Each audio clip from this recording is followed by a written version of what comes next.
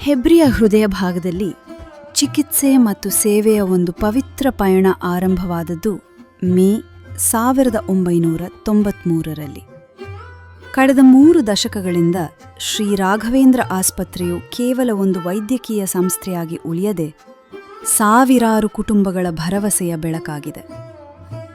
2006ರಲ್ಲಿ ಸ್ಥಾಪಿತವಾದ ನಮ್ಮ ಟ್ರಸ್ಟ್ ಮೂಲಕ ಜನಸೇವೆಯ ಸಂಕಲ್ಪ ಮತ್ತಷ್ಟು ಗಟ್ಟಿಯಾಯಿತು.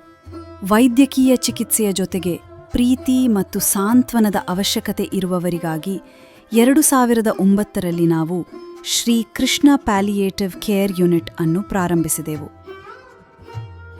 ಸಂಪೂರ್ಣವಾಗಿ ಹಾಸಿಗೆ ಹಿಡಿದಿರುವ ರೋಗಿಗಳಿಗೆ ಗೌರವಯುತ ಜೀವನ ಮತ್ತು ಉತ್ತಮ ಶುಶ್ರೂಷೆ ನೀಡುವುದೇ ನಮ್ಮ ಮುಖ್ಯ ಉದ್ದೇಶ.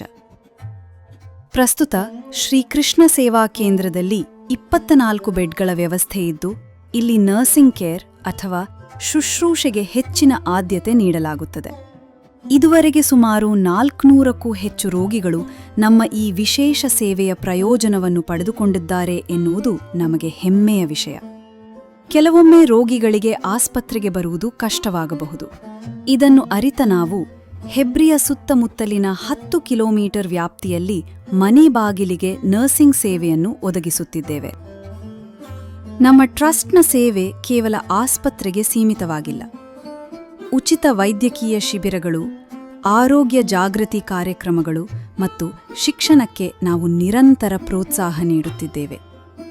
ಇದರೊಂದಿಗೆ ಪರಿಸರ ಸಂರಕ್ಷಣೆಗಾಗಿ ಗಿಡಗಳನ್ನು ನೆಡುವುದು, ಗೋ ಸೇವೆ ಮತ್ತು ನಮ್ಮ ನೆಲದ ಸಾಂಸ್ಕೃತಿಕ ಚಟುವಟಿಕೆಗಳಲ್ಲಿ ನಾವು ಸಕ್ರಿಯವಾಗಿ ತೊಡಗಿಸಿಕೊಂಡಿದ್ದೇವೆ.